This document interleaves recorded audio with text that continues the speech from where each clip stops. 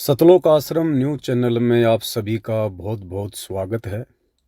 आज आप भाई बहनों को सतलोक आश्रम धनाना में संपन्न हुई एक रमेणी यानी शादी का दृश्य दिखाएंगे। और संत रामपाल जी ने जिस प्रकार से अपने सत्संगों में रमेणी के विषय में हमें बताया है, समझाया है, उस हिसाब से आपको यहाँ देखने को नहीं मिलेगा। यानी संत रामपाल जी की 90% संगत जो इन सतलोक आश्रमों से जुड़ी हुई है, ये अपने गुरुदेव के सत्संगों को आधार बनाकर या ज्ञान को आधार बनाकर बिल्कुल भी नहीं चलती है। संत रामपाल जी ने जो एक पवित्र रस्म रमेणी शुरू की थी, आज सतलोक आश्रम वालों ने उस रमेणी को लगभग रामायण का रूप दे दिया है। संगत ने भी ये ठान लिया है कि जब तक संत रामपाल जी खुद हमारे हाथों की चूड़ियां नहीं फोड़ेंगे, तब तक हम ये चूड़ियां नहीं उतारेंगे। उनके कहने मात्र से हमारे ऊपर कोई असर नहीं होने वाला है। जब तक संत रामपाल जी अपने हाथों में हथौड़ा पकड़कर और ये माता बहनों की चूड़ियां नहीं फोड़ेंगे, तब तक ये संगत चूड़ियां नहीं उतारेगी। संगत ने ठान लिया है। तो आज आपको एक रमेणी का दृश्य दिखाएंगे, और एक नहीं, दो नहीं, तीन नहीं, 10 नहीं, तकरीबन सैकड़ों की संख्या में जोड़े बैठे हैं। और बहुत ही महान विभूतियां हैं ये। इनमें एक भी ऐसी नॉर्मल आत्मा नहीं है, सारी की सारी विशेष आत्माएं हैं। एक भी बहन ऐसी नहीं है जिसने कोई आडंबर ना कर रखा हो। तमाम बहनों ने तमाम प्रकार के आडंबर कर रखे हैं और रमेणी के लिए बैठी हुई हैं। दंडवत भी इन लोगों को ढंग से करना नहीं आता।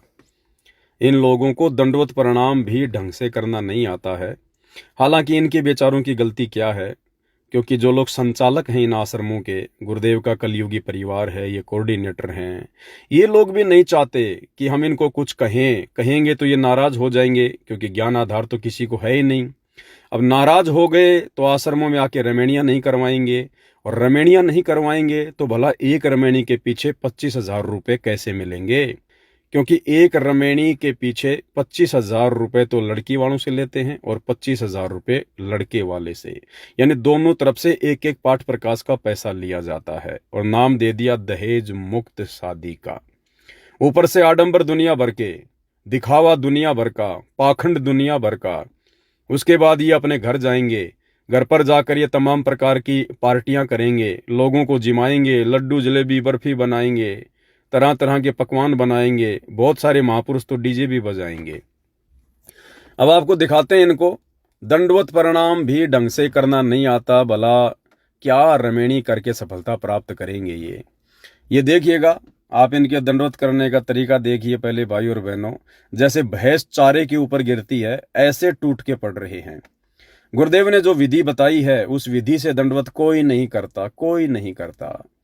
गुरुदेव ने बताया सबसे पहले आप घुटने जमीन पर टेकिए, अपने गुरुदेव भगवान के सामने या उनके तस्वीर के सामने हाथ जोड़िए, 1 या 2 मंत्र का जाप कीजिए, फिर खुली आंखों से गुरुदेव के दर्शन कीजिए, उसके बाद आराम से दंडवत कीजिए।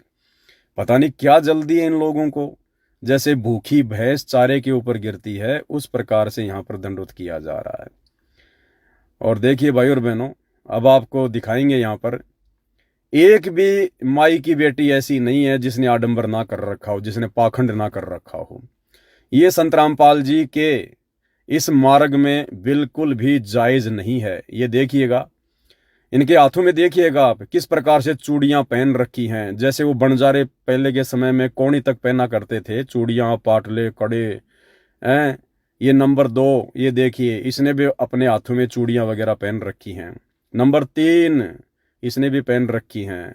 नंबर 4, इसने भी अपने हाथों में चूड़ियां वगैरह पहन रखी हैं। नंबर 5, देखिएगा भाई और बहनों, एक भी माई की बेटी ऐसी नहीं मिलेगी जिसने आडंबर या पाखंड ना कर रखा हो। देखिएगा, हाथों में चूड़ियां देखिए भाई और बहनों। क्या आवश्यकता है इस चीज की, क्या आवश्यकता है इस चीज की? ये देखिएगा, इसके हाथों में भी आपको चूड़ियां मिलेंगी। आगे देखिए भाई और बहनों, इस बहन के हाथों में भी आपको चूड़ियां मिलेंगी, सोने चांदी के आभूषण मिलेंगे आपको।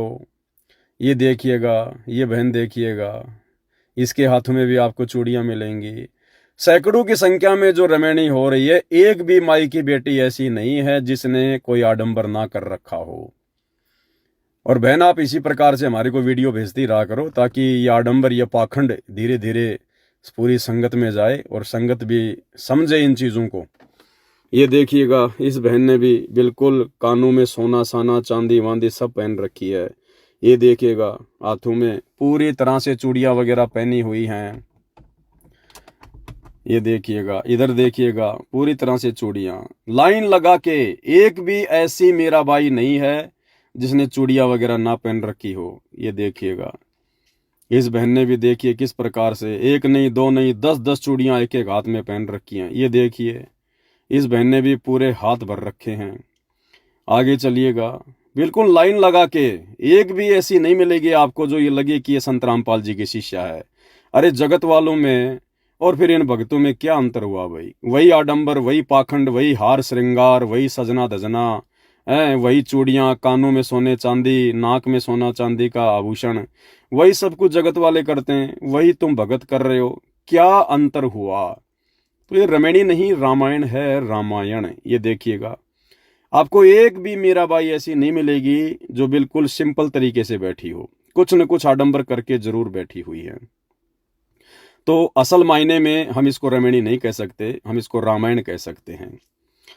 बिल्कुल बहन, आपने बहुत अच्छा किया ये वीडियो हमें भेज के, ताकि संगत में ये सच्चाई जाए और जो अच्छी आत्मा है वो सोचने पर मजबूर हो कि कहाँ हम लोग आडंबर में फंसे हुए हैं। और ये बहन कहना चाह रही है कि देखो, ये लाखों की संगत यहाँ बैठी हुई है, मूक दर्शक बनकर, गूंगी बहरी बनकर, लेकिन कोई भी नहीं बोलता, कोई भी आवाज नहीं उठाता, कोई भी किसी को नहीं समझाता। ये लाखों की भीड़ यहाँ पर जैसे सिनेमा घर में फिल्म देखने आती है या कोई सर्कस में कोई जादूगरी का शो देखने जाती है, उस प्रकार से सभी लोग यहाँ पर मुंह के ऊपर ताला लगा के बैठे हुए। ये लाखों की भीड़, ये नहीं बोलती, कुछ नहीं बोलती, ये केवल ड्रामा देखने जाती है। अन्यथा संत रामपाल जी के सत्संग क्या कहते हैं, उनका ज्ञान क्या कहता है।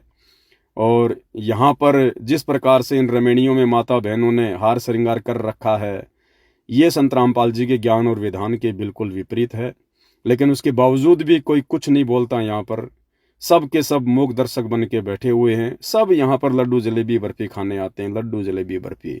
भाड़ में जाओ, संत रामपाल जी का ज्ञान विधान भाड़ में जाओ, उनकी मर्यादा किसी को कोई लेना देना नहीं है। बस हम तो लड्डू जलेबी बर्फी खाएंगे और इसी प्रकार से अपना मनोरंजन करके फिर अपने घर को वापस चले जाएंगे। तो भाई और बहनों, उम्मीद करता हूँ आप जियों को ये पाखंड, ये ड्रामा जो इन आश्रमों में रमैनी के नाम पे हो रहा है, आप जियों को समझ में आ रहा होगा कि संत रामपाल जी का मार्ग क्या है। और इस मार्ग को वर्तमान में उनके कलयुगी परिवार ने काल प्रेरणा से जगह जगह संगत के ज्योति पाठ और दान का पैसा इन पत्थरों में बर्बाद करके, इन आश्रमों में बर्बाद करके किस प्रकार से ड्रामेबाजियां की जा रही हैं। कुछ नहीं, सब कुछ बर्बादी की ओर है, सब कुछ बर्बादी की ओर है। पतिव्रता पद की भक्ति रही नहीं। 5-5 कसमों की फोटो लगा रखी हैं। द्रौपदी वाली भक्ति हो रही है, महाभारत की द्रौपदी वाली। अरे भक्ति मार्ग में तो एक पति की पूजा होती है और एक पति केवल सतगुरु होता है। सतगुरु ही भक्ति का मूल है। उसके बावजूद भी यहाँ पे आपको अनेकों फोटोएं देखने को मिलेंगी। तो पूरी तरह से ड्रामेबाजी है, काल का पूरी तरह से प्रहार है। दया करी परमात्मा ने, जो साध संगति से जुड़े हुए सत्सेवक भाई बहनों को बचा लिया इस पाखंड और आडंबर से, और हम अपनी मर्यादा तोड़वाने से बच गए, अपनी भक्ति को बर्बाद करने से बच गए। मालिक का हम बहुत बहुत धन्यवाद करते हैं, अनंत कोटि दंडवत उनको प्रणाम करते हैं कि परमेश्वर, जो दया आपने अपनी लाखों की संगत में से अपने सत्सेवक बच्चों के ऊपर बख्शी है, हे परमेश्वर, हम इस अपरंपार रजा के लिए सदा आपके ऋणी रहेंगे।